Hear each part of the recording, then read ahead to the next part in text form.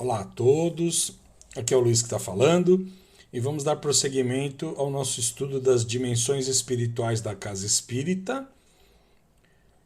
Hoje falando um pouquinho da doutrinação, né? E os recursos espirituais usados na doutrinação, no esclarecimento. Mas antes, como sempre, vamos fazer uma prece para dar introdução ao estudo. É com os nossos pensamentos elevados a Deus, nosso Pai, a Jesus, nosso Mestre, que rogamos a eles todo amparo e proteção para os estudos do dia de hoje, que possamos, Mestre querido, colocar os ensinamentos da melhor maneira possível, para que todos possam compreender bem claramente e, acima de tudo, para que possamos colocá-los em prática na nossa atuação dentro da Casa Espírita. Obrigado, Jesus. Obrigado, Pai. E que assim seja. Bom, a doutrinação, né? Vamos falar um pouquinho dos recursos espirituais, né? A doutrinação, ou como eu costumo chamar, o esclarecimento, ocorre quando um espírito é trazido a um trabalho mediúnico para ser esclarecido, orientado, né? Em relação a si mesmo e em relação aos seus atos, né? Os quais normalmente os estão impedindo de evoluir. E para isso, a espiritualidade usa muitos recursos riquíssimos e que variam de acordo com a situação que se apresenta no momento. No estudo anterior, a gente comentou sobre o exemplo de um grupo mediúnico dirigido por Raul Silva, e onde André Luiz estava como observador dos trabalhos mediúnicos que ali eram realizados. Falamos da psicofonia consciente através da médium Eugênia, né? E agora nós vamos enfocar o momento seguinte, né, em que o espírito comunicante começa a se expressar. O espírito diz que sente-se preso, pois está contido vibratoriamente pela médium, e sente que seus pensamentos estão sendo fiscalizados, né? Como se ele estivesse num tribunal, ele se sente sendo julgado. Perguntado, diz que se chama Libório dos Santos. Nota-se que o comunicante ele está revoltado por estar ali, né? Porque ele está preso, ele se sente preso. E Raul Silva, né, com muita paciência e compaixão, que é o dirigente encarnado dos trabalhos e o esclarecedor / doutrinador, faz com que o espírito ele se torne mais calmo, atenuando os seus ímpetos de revolta do passado, justamente pela compaixão que o Raul exerce no momento da comunicação. Sendo que ele ficando mais calmo, ele passa a ouvir o esclarecedor. Diante do acolhimento recebido, o sofredor ele sente-se comovido, enquanto Raul Silva impõe as mãos sobre ele e, segundo André, essas mãos emitiam um luminoso fluxo magnético, sob a inspiração de Clementino, que era o mentor espiritual do trabalho. O Raul profere sentida prece, que sensibiliza e faz Libório até chorar. A um comando de Clementino foi trazido interessante aparelho, né, com dispositivos especiais, parecendo uma tela de gaze finíssima, segundo o relato do André Luiz, medindo aproximadamente 1 metro quadrado. Ao acionar pequena chave no aparelho, a tela se cobriu de leve massa fluídica, branquicenta e vibrátil. Clementino aproximou-se do doutrinador e o inspirou a induzir o espírito comunicante a recordar-se do passado mediante um esforço de memória, que foi propiciado pelos quadros, imagens que surgiam na tela do aparelho. E agora eu vou ler aquilo que o espírito lembrou e que ele trouxe à tona do porquê o seu estado, de porquê ele estava naquela situação. Então, abre aspas para André Luiz, que é quem narra. As cenas apresentadas tinham Libório como principal protagonista. Por sua vez, Raul Silva captou-as mentalmente e passou a descrevê-las, as cenas, né? Retratavam uma certa noite de carnaval, quando Libório, ainda encarnado, ouve o apelo de sua mãe, muito velhinha e enferma. Sentindo-se nos seus momentos finais, pede-lhe socorro. Mas, surdo aos apelos, rouba-lhe a última quantia de que dispunha, mentindo que irá comprar a medicação que ela necessita e dirigindo algumas palavras à enferma, sai apressadamente. Por 3 dias e 4 noites, entrega-se à loucura do carnaval. Retorna somente na quarta-feira, quase semi-inconsciente. A mãezinha, socorrida por algumas pessoas, já não o reconhece. Recolhido ao seu quarto, abre o gás para tomar banho, quando o cansaço e a embriaguez o vencem. Intoxicado, termina ali os seus dias terrenos, sendo considerado pelas pessoas como suicida.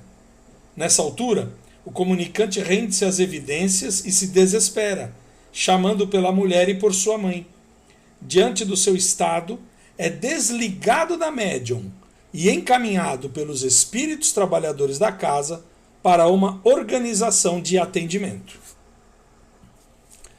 Após o espírito, então, ser levado para atendimento, o André ele pergunta sobre o aparelho a Aulus.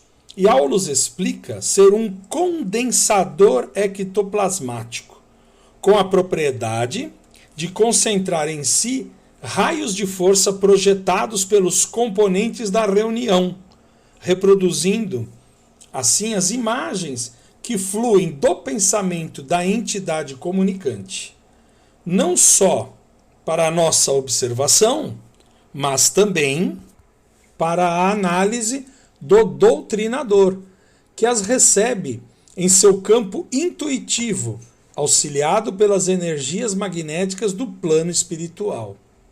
Podemos então concluir, né, meus irmãos, que o êxito do trabalho ele vai depender da colaboração de todos do grupo, pois todos fornecem energias ectoplásmicas do seu ectoplasma individual, né, que favorecem o uso do condensador do aparelho e o auxílio ao irmão necessitado.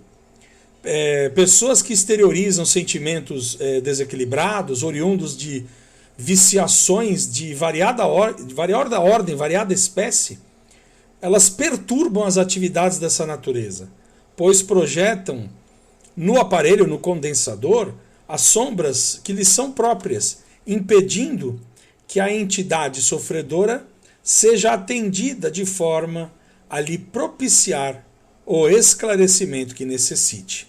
Mais uma vez fica claro a necessidade da homogeneidade dos pensamentos entre os membros do grupo mediúnico, de acordo com o que Kardec diz sobre a reunião. Ele fala que a reunião é um ser coletivo cujas qualidades e propriedades dependem das qualidades e propriedades dos seus membros, né? Isso está descrito no Livro dos Médiuns, no capítulo 29, o título das reuniões em geral, item 331. Sobre a importante tarefa da doutrinação, ou, como eu costumo chamar e prefiro chamar de esclarecimento, porque na minha mente ninguém doutrina ninguém, a gente esclarece. Né? Doutrinar é o termo usado, mas a mim me parece um termo duro, um termo que se diz com certo autoritarismo. Eu prefiro dizer esclarecedor, embora os livros usem doutrinador. Né? Nós precisamos mencionar também que na tarefa da doutrinação existe um livro chamado Diálogo com as Sombras, do Hermínio Correia Miranda, que é quase um verdadeiro tratado acerca desse assunto. Nessa obra, o Hermínio ele assinala que o esclarecedor deve dispor de 5 aptidões básicas.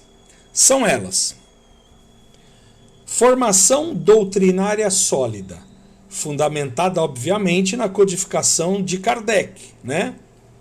Conhecimento do Evangelho de Jesus, isso é fundamental. Autoridade moral, essencial para legitimar os argumentos ao comunicante, né? Porque a gente tem que ter argumento válido.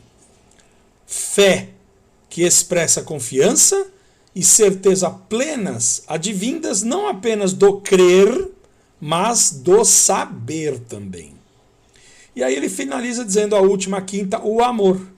Ele fala, é a principal condição para que se consiga falar ao coração que sofre e que está acorrentado aos grilhões do passado, muitas vezes com ódio e revolta. Obviamente, a gente tem que ter também outras condições, outras características, né? Que também são importantes no êxito da tarefa de esclarecer ao espírito que está ali comunicando, que seria paciência, sensibilidade, tato, energia, humildade, prudência, né? São vários, indulgência, podemos citar, benevolência, quer dizer, são condições necessárias para que nós possamos esclarecer ao irmão que naquele momento está doente ali na reunião mediúnica dando comunicação. Em outras palavras, né, o doutrinador / esclarecedor deve pautar sua vida nos ensinamentos evangélicos e doutrinários, na prática, né, do Evangelho de Jesus. Até porque não é raro que desencarnados que estão em atendimento acompanhem o doutrinador para verificar seu comportamento e se há veracidade em tudo o que ele fala e aconselha. Então vejam da importância de que o esclarecedor tem que ter, além do conhecimento doutrinário, tem que ter prática da moralidade. Porque senão, os espíritos eles vão junto com os trabalhadores, não é só o doutrinador, só o esclarecedor. Todos que participam da reunião mediúnica seria prudente que tenham pelo menos uma mínima condição, porque senão os espíritos vão dar passividade e vão cobrar. Ele fala, como é que você está falando para mim ter paciência, ter amor ao próximo, se você não tem? Não é isso? Então a gente precisa dar o exemplo. O exemplo é a melhor forma de ensinar. E para a gente concluir, Joana de Ângeles ela nos recomenda: quem se faz instrutor deve valorizar o ensino aplicando-o em si próprio. Olha que frase maravilhosa da Joana. E o benfeitor espiritual Camilo, no livro Correnteza de Luz, psicografado por Raul Teixeira, ele nos diz o seguinte: doutrinar com o Cristo é apontar o rumo da luz, norteando-se o doutrinador também por esse rumo. Então veja a importância, né? Na doutrinação, no esclarecimento, quando vem um espírito que necessita, que é permitido que ele esteja ali naquele momento para ele ser auxiliado, o esclarecedor tem que ter condições morais. Se não tiver, não funciona, né? Além de todo o auxílio do grupo que está ali, dos médiuns, daqueles que servem de proteção com seus fluidos, né? De sustentação. Então todos participam. Por isso que Kardec fala que um grupo mediúnico de trabalho de desobsessão, ele tem que ser um grupo coeso, homogêneo. É só assim que a coisa funciona, é só assim que nós conseguimos auxiliar aos irmãos que têm permissão de vir dar comunicação nesses trabalhos. Então é isso. Que esses poucos ensinamentos nos sirvam de lição para o nosso dia a dia no trabalho mediúnico, no trabalho da Casa Espírita. E então vamos mais uma vez elevando o nosso pensamento a Deus, nosso Pai, e a Jesus, nosso Mestre, para agradecermos por esta oportunidade. Obrigado, Pai, obrigado, Jesus, obrigado a essa espiritualidade amiga que nos guia, que nos auxilia, que dirige os trabalhos. E pedimos ao Pai que permita e nos guie, nos auxilie para que possamos realmente colocar esses ensinamentos em prática no nosso trabalho da Casa Espírita. Obrigado, Pai, obrigado, Jesus, e que assim seja. Um grande abraço a todos, com votos de que Jesus nos abençoe. Até a próxima semana, até a próxima quinzena, com novos estudos das dimensões espirituais da Casa Espírita.